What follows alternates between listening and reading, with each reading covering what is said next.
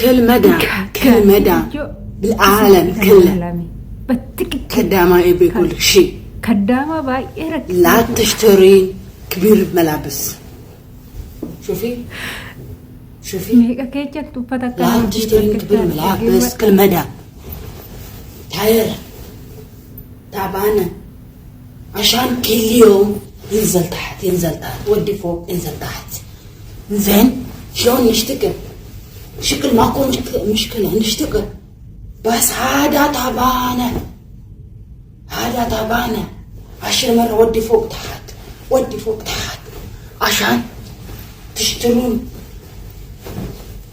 مو مقاسنا اشتروا مقاسنا كبير ملابس ما نبي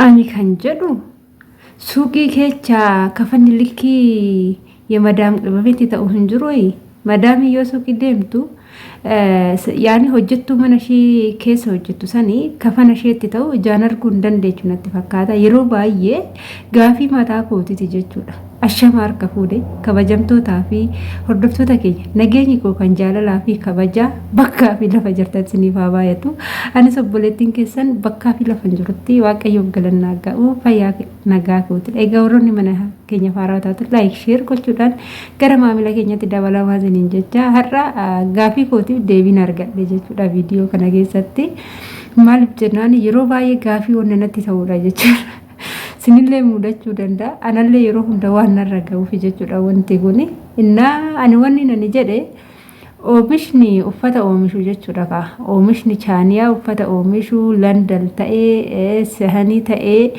oomishni uffata oomishu kafana kaddaa maraata oomishuun beeku moo likkii kaddaa maraata oomishuun beeku garuu ani kun gaafiidha yeroo baay'ee yuunifoormii haa ta'u yuunifoormii ta'ee yuunifoormii babbareenni yoo uffatan sirriitti namarraa bareedu ni jira fakkeenyaaf amma warroonni Filiippiinii minaamna dhufan kun yeroo mana yaalaa keessa uffatan kanuma kan madaamin nu bittuu kana jechuudha garuu kan irraa bareedu kan irraa deemu jechuudha kan bitamuu fi innaa kanaaf kan akkasii suni mul'atu madaamitti jechuufis gaafa wajjin deemtee uffata kanan bitadha yoo jetteeni isa sun in ta'u sen jetti maaliif jennaan inni bareedu sun inni sirraa deemu sun inni likkii kee ta'u suni maallaqni isaa guddaadha waan ta'eef isa sirraa yoo kaawwatte gadi bu'u isa yoo kaawwatte ol soqolamu isa guyyaa tokko kaawwatte guyyaa lammataa yoo miicite mammaramu san inni maallaqa xiqqaadha waan ta'eef isa san bituu jaalatti jechuudha madaamni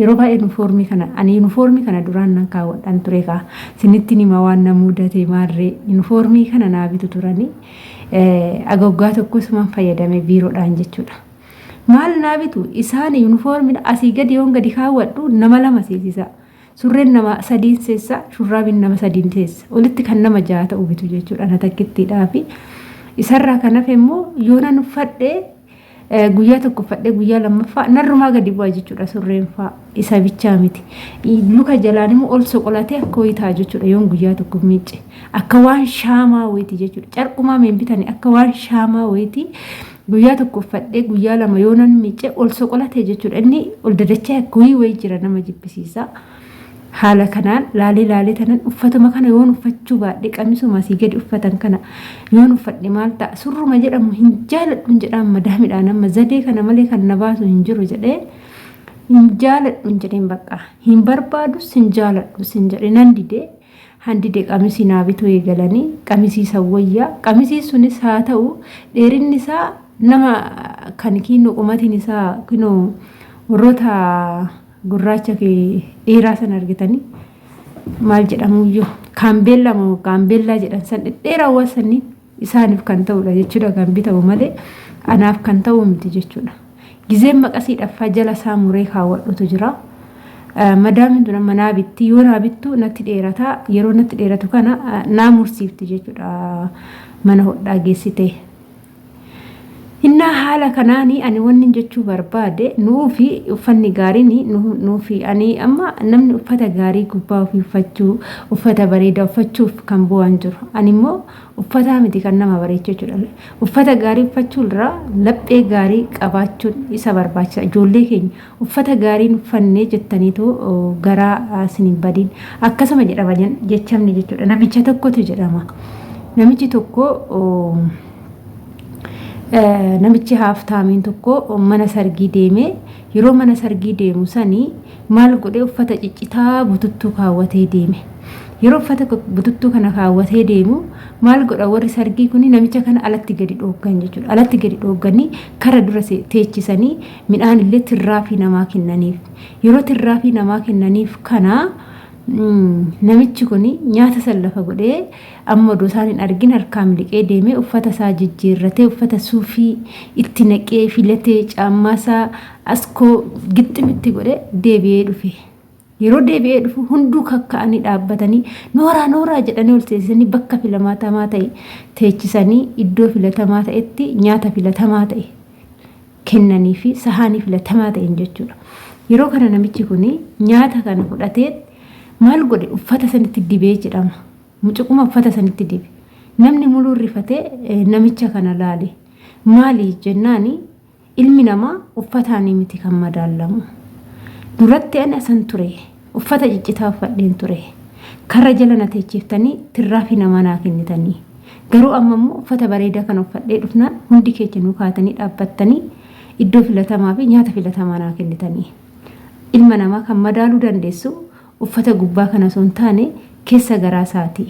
Kanaafuu ani uffataan hin madaalamu jedhee namichi sun deebii kana deebisee jechuudha. Kanaafuu namoonni baay'een uffataan nama madaalu uffata gaarii yoo uffattee nama gaarii akka taatedha. Keessattuu hawaasa Arabaa biratti uffata gaarii uffachuun isaaniif bakka isaan yeroo hundumaa keessummaan isootti dhufee namni isootti dhufee uffataan jechuudha. Yeroo keessummaan amma keessummaan haa jiraatu yeroo dhufu ati isaan wanni wayii diggisii wayii jiraate isaan uffata addisi yeroo hundumaa kan kinu uffatanii hin beekne dirqama suuqii deemanii bituun isaan barbaachisa jechuudha. Uffata siruma mana hin jirretu bitama yeroo kana uffata san uffatu jechuudha. Garuu gaafa keetii immoo uffata sanii miti uffata miicatteeyyuu akka uffattu barbaadan hojii keessan malee jechuudha. Atillee maarree wanni beekuu qabdu kaayyoon manaa si baase dalagaadha waan ta'eef dalagaa keetii jecha uffata waan fedha sittaa kennan bututtuu ciccitaalee sittaa kennan maafan kan uffadha jettanii gaddina boruun bari'a waan ta'eef gaafa bari'a sii galtanii akka isaanii ta'uu ni dandeessu. Waan kaayyoo manaa baatanii fi waan hojjettan gaafa beektan uffataan of hin madaalinaa jechuudha. Kanas siniin jechuu jaaladha. Asumarraan illee gaafii kiyya waggaa dheeraa yeroo gabaabaa kanaan haala kanaan naa deebiste obboleettiin kiyyatuuni guddaa galatoomi jecha kafanni sarraateenyaadhaa ta'u kafanni gabaabaan kafanni isa qumatii keetii wajjin deemu qaama kee wajjin deemu suuqii hin jiru. Kanaafuu waan argatte uffadhu. Hin argitu madaamitti mul'atu waan ta'eef siniif galee madaamiin gaafa uffata sii bituu deemtu hin argitu waan ta'eef uffata gaarii hin argitu bakka kee. Kanaafuu waan argatte galatoomii jedhitu fudhadhuti ofitti gadi kaayii malee uffanni natti dheerate uffanni natti gabaabbate hin jedhin qaamni kaasii shuffana bakka hojiidha manaa baate waan feete uffadhu maa rakkatte. Gaafa biyya keetti galte immoo uffata maraxii uffadhu. Waan hojjette saniin jechuudha. Waan hojjette saniin gaafa asii galte fataa jedhe asitti uffata gaaris bittu uffattus eenyu keetii afuutti bareeduu barbaadda. Eenyutu maashaallah sin jedhu homtuu sin jedhu jechuudha. Biyya keetti galiiti fataa sammuu kee fataa gochuuf immoo akkanatti qabadhu. Isa kana argite mani qabadhu jechuudha. Inni si fayyada. Akkasis sin jedha kabajamtoota keenya waggaa 5 waggaa 6 waggaa 3 waggaa 4 hojjettanii biyya biraan deema jettanii hin karoorsinaa. Kanaaf adhuma ija banadha waan sin fayyaduu danda'u tokkoof ija banadha.